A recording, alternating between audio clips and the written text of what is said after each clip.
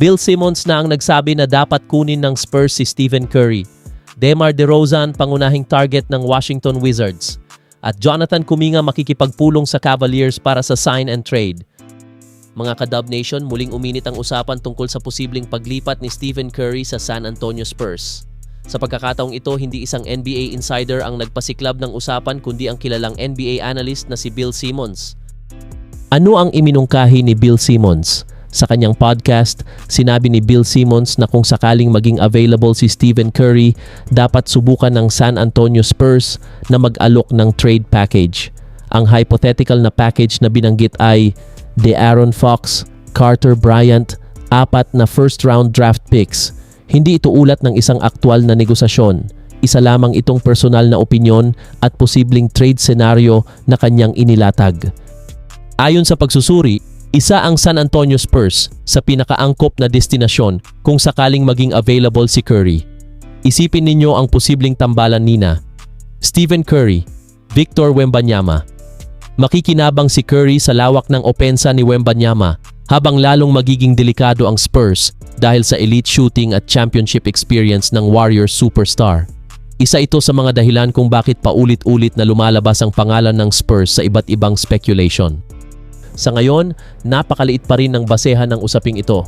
Mismong artikulo ang nagsasabing wala pang anumang ulat mula sa mga pangunahing NBA insiders. Ang mga pinag-uusapan ay puro hypothetical lamang. Hanggat walang opisyal na impormasyon mula sa Warriors, Spurs o mga mapagkakatiwalaang reporters, nananatili lamang itong haka-haka. Kung sakaling maging available si Curry, malaking tanong din kung handa bang isuko ng Spurs ang kanilang mga batang assets.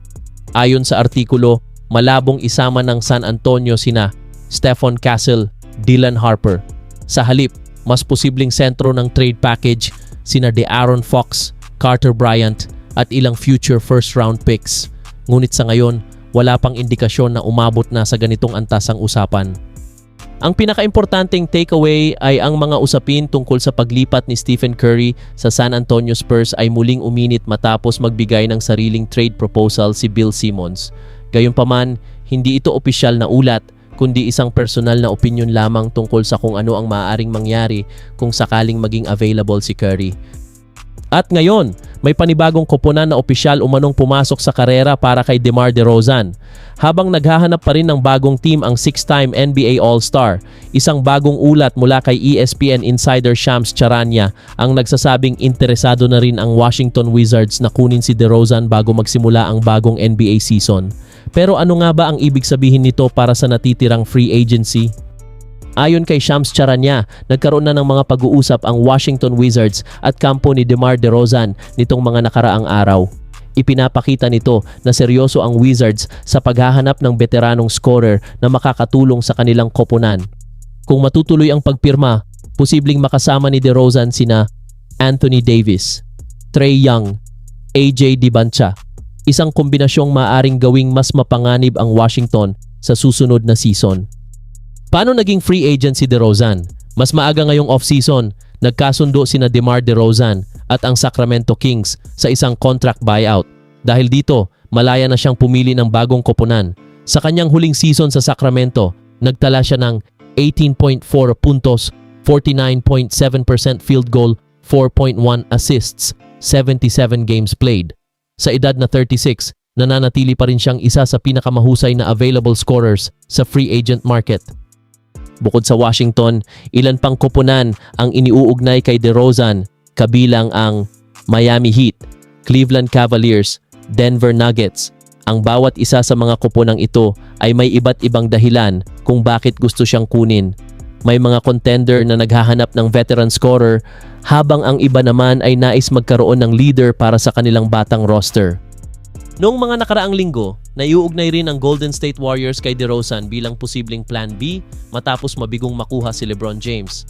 Ngunit matapos muling pirmahan si Draymond Green sa 1-year, $27.7 million contract, lumampas ang Warriors sa first apron kaya limitado na lamang sila sa pag-aalok ng veteran minimum contracts sa karamihan ng natitirang free agents.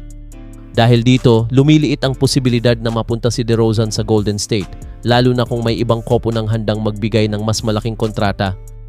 Ang pinakaimportanteng takeaway ay ayon sa ulat ni Shams Charania, sumali na ang Washington Wizards sa mga kuponang interesado kay DeMar DeRozan. Kasama na ngayon ng Wizards ang Miami Heat, Cleveland Cavaliers at Denver Nuggets sa listahan ng mga posibleng destinasyon ng 6-time All-Star. Sa ngayon wala pang opisyal na kasunduan, ngunit inaasahang magiging isa si DeRozan sa pinakamalalaking pangalan na mabibigyan ng bagong koponan sa mga darating na araw. At ngayon, mukhang umiinit na ang labanan para kay Jonathan Kuminga. Habang hindi pa rin tapos ang kanyang free agency, dalawang koponan ang lumilitaw na pangunahing kandidato upang makuha ang dating Warriors champion, ang Cleveland Cavaliers at ang Los Angeles Lakers. At ngayon, may bagong hakbang ang Cavaliers na maaaring magbigay sa kanila ng malaking kalamangan. Ayon sa mga ulat, nakatakdang makipagpulong ang Cleveland Cavaliers kay Jonathan Kuminga upang pag-usapan ang posibilidad ng isang sign and trade agreement. Layunin ng Cavaliers na ipakita kay Kuminga ang kanilang long-term vision at kumbinsihin siyang sa Cleveland niya makukuha ang pinakamagandang oportunidad para sa kanyang career. Kung magtatagumpay ang meeting na ito, maaari silang magkaroon ng malaking lamang sa Lakers. Noong simula ng off-season, lumabas na ang Los Angeles Lakers ang may pinakamalaking tsansang makuha si Kuminga. Ngunit ayon kay Lakers insider Jovan Buha, hindi nagustuhan ni Kuminga ang unang alok ng Lakers. Ayon sa ulat, handa sanang magbigay ang Lakers ng 2-year, $20 million contract, ngunit mas mataas umano ang hinihingi ni Kuminga. Ayon sa ulat ng The Athletic, target ni Kuminga ang kontratang nagkakahalaga ng mahigit $20 million kada taon. Mas gusto rin umano niyang mangyari ang isang sign and trade kaysa basta lumipat bilang free agent dahil mas maganda ang magiging financial setup nito para sa kanya. Bakit gusto siya ng Cavaliers? Nakikita ng Cleveland si Kuminga bilang kanilang starting wing sa mga susunod na taon. Bata pa siya, athletic, mahusay sa depensa at may potensyal pang maging mas kumpletong scorer. Para sa Cavaliers, hindi lamang siya dagdag sa roster kundi isa sa mga magiging pundasyon ng kanilang koponan.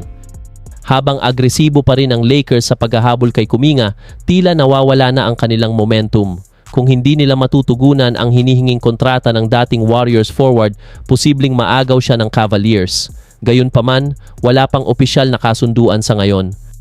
Ang pinakaimportanteng takeaway ay sa kasalukuyan, Cleveland Cavaliers at Los Angeles Lakers ang dalawang pangunahing koponan na naglalaban para kay Jonathan Kuminga. Ayon sa mga ulat, nakatakdang makipagpulong ang Cavaliers kay Kuminga upang subukang tapusin ang isang sign and trade deal habang patuloy naman ang Lakers sa paghahanap ng paraan upang matugunan ang kanyang hinihinging kontrata na higit sa $20 million kada taon.